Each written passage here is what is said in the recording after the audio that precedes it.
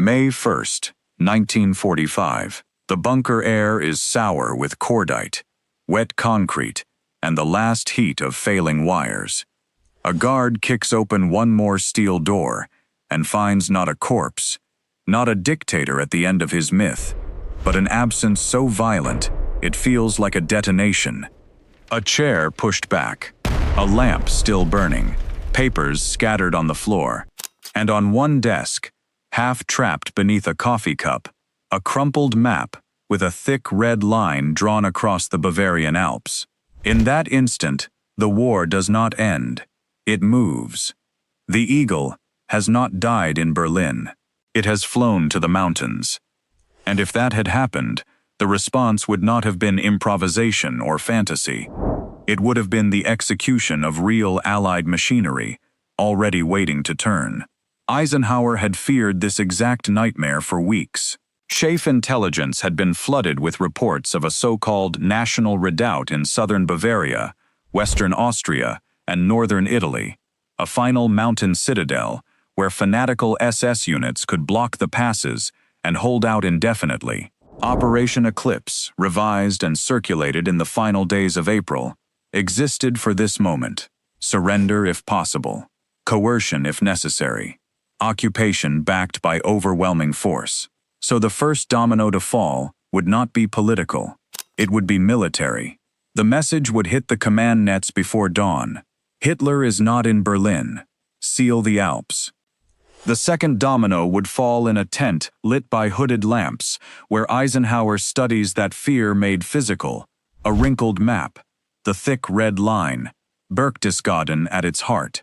For weeks he had already believed the Nazis might withdraw the cream of the SS, the Gestapo, and every fanatic still willing to die for the Reich into the mountains.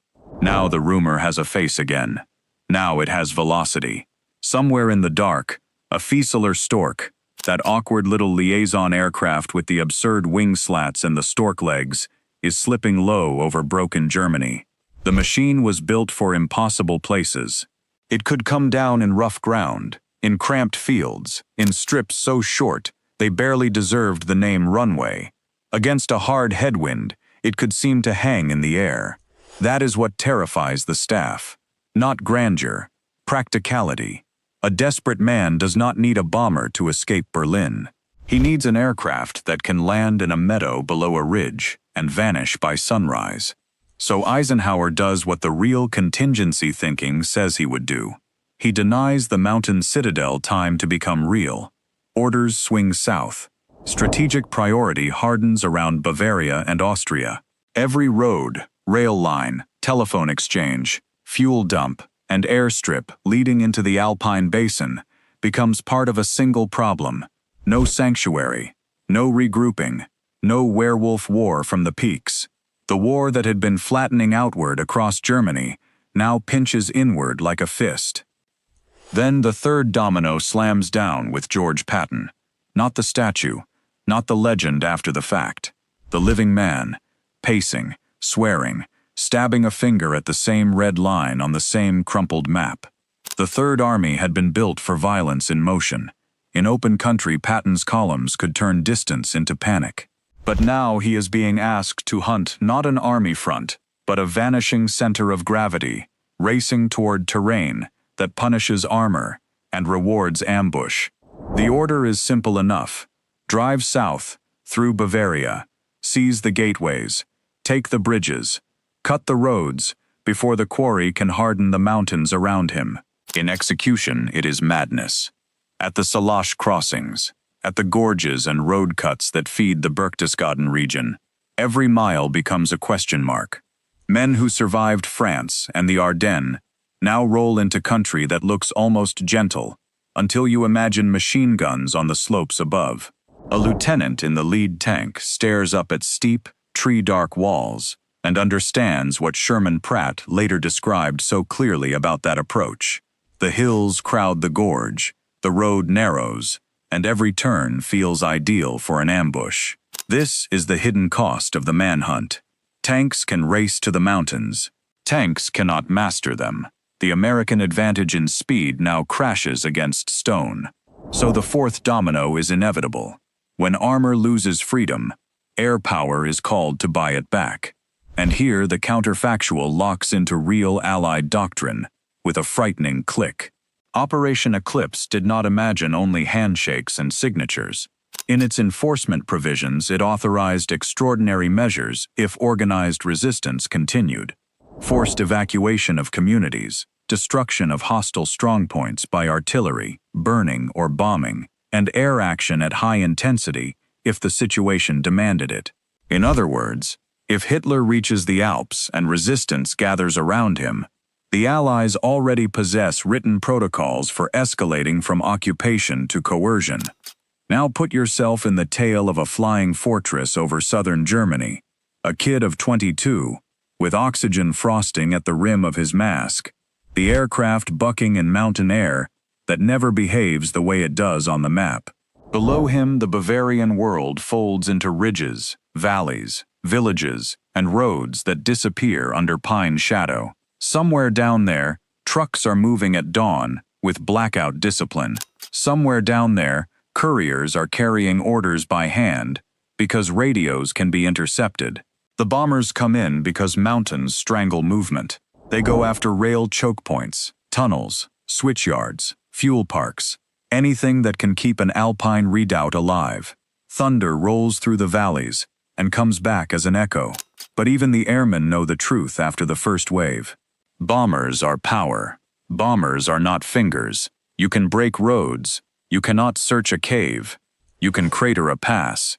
You cannot confirm that the man you are hunting is in the pass and not already over the next ridge. That failure triggers the fifth domino. If fire from above cannot finish it, then men have to go down into the folds of the terrain. And that is where the manhunt becomes a thriller in frozen air.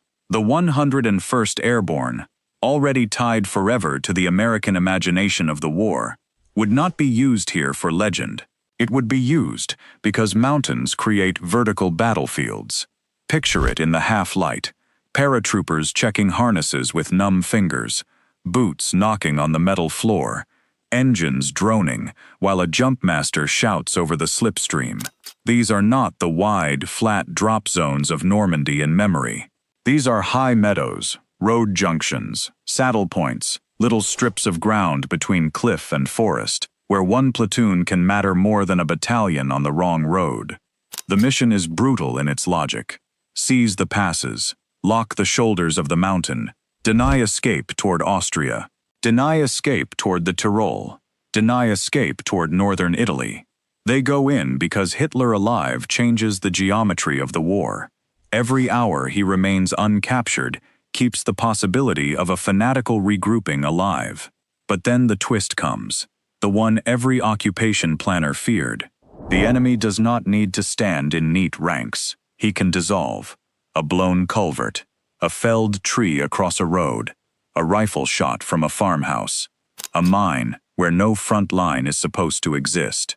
Werewolf is no longer propaganda leaflets and dying boasts. It becomes the shape of the problem itself, scattered, deniable, poisonous. And that is where the sixth domino falls on the desks of Wild Bill Donovan's OSS men. The manhunt stops being only a pursuit of columns and becomes a hunt for information in a country where every hour-old rumor can kill. Donovan's service had spent the war learning that modern conflict lives on more fronts than the battlefield alone. Now that method is unleashed fully. Interrogate couriers, seize archives before they burn, turn captured telephones back on under American control, follow safehouse chains, break the courier routes between Obersalzberg, Salzburg, Innsbruck, and the passes leading south. The objective is not merely to know where Hitler slept last night. It is to find the human plumbing that keeps the fugitive state breathing. This is also where another real operation changes the stakes. In the south, Operation Sunrise had already opened the door to the surrender of German forces in northern Italy and western Austria on May 2nd. In ordinary history, that helped suffocate dreams of a prolonged Alpine guerrilla war. In this alternate history, it becomes a race against leakage. If the northern Italian collapse proceeds, but Hitler has reached Bavaria alive, Every route not sealed from the Italian side becomes a seam in the Allied net. An OSS officer in a Swiss suit coat, exhausted and unshaven, realizes the nightmare plainly. If the mountain citadel joins fragments from Bavaria to remnants from the Tyrol, this will not be a bunker ending. It will be a frontier war in miniature. Now the seventh domino becomes the ugliest one, because it changes what the American soldier thinks he is doing. The force that expected liberation, surrender ceremonies, and the first routines of occupation is transformed into a counterinsurgency machine. Operation Eclipse had foreseen resistance in some form and laid out the hard instruments of control. Disarm every organization with weapons, seize communications, compel disclosure of minefields and obstacles, preserve archives, shut down unauthorized transmissions. If communities enable sniping and sabotage, the plan even contemplates forced evacuation as a last resort. If violence spreads, air action and destruction can follow. Hostages are authorized only at the highest level, but the very existence of that clause tells you how far Allied planners were willing to think if Germany kept fighting after defeat. So imagine the scene in one Alpine town at dusk. Not a battlefield charge, something colder. Military police on the square, engineers checking culverts, signal troops cutting lines and stringing their own, loudspeakers ordering radios surrendered. A mayor, white-faced, insisting there are no SS in the village, while an American captain watches teenagers avoid his eyes. Every barn might be a cache. Every woodshed might hide Panzerfausts. Every church tower might be an observation post. This is the moral reversal at the center of the story. To catch one fugitive dictator, the liberators begin acting like occupiers prepared for revolt. The mountains force that transformation as surely as the enemy does. Then comes the eighth domino, and with it, the Soviet shadow. Because the Alps are not the only clock on the wall. To the east, the Red Army is still moving, and every American commander knows that if Hitler survives long enough in the south, the final map of Europe becomes more dangerous, not less. The Czech lands are trembling. Prague is close enough to matter and far enough to burn, while staffs argue over lines and liaison. Patton's army, historically moving south through Bavaria, with an eye on securing its flanks and the mountainous region between Bavaria and Austria, now feels the pressure from two directions at once. Catch Hitler fast, or risk a drawn-out mountain campaign that gives Moscow more time, more leverage, more presence in the wreckage of Central Europe. That political danger returns as tactical speed. Recon columns push harder. Bridges are taken before engineers can finish checking them. Jeeps fly blacked out at night, with OSS officers and German-speaking interrogators crammed together in the back. A rifle company from the 101st digs into a freezing pass and looks east at dawn, wondering whether the next column through the haze will be German stragglers, SS fanatics, or Soviet reconnaissance. In this version of the war, every delay in the mountains makes accidental contact between allies more likely and strategic mistrust more permanent. The manhunt is now pressing on the future, not just the present. So the ninth domino is brute convergence. The Third Army from one direction, the Seventh Army tightening from another. The 101st Airborne on the vertical approaches. The French 2nd Armored, lunging for prestige and position. The 3rd Infantry Division, historically first into Berchtesgaden, knowing the actual roads, bridges, and mountain gateways better than legend often remembers.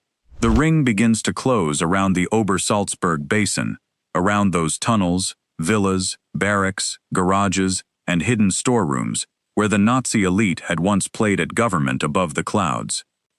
And still the mountains fight for the hunted man. Rain turns the roads mean. Cloud ceilings drop.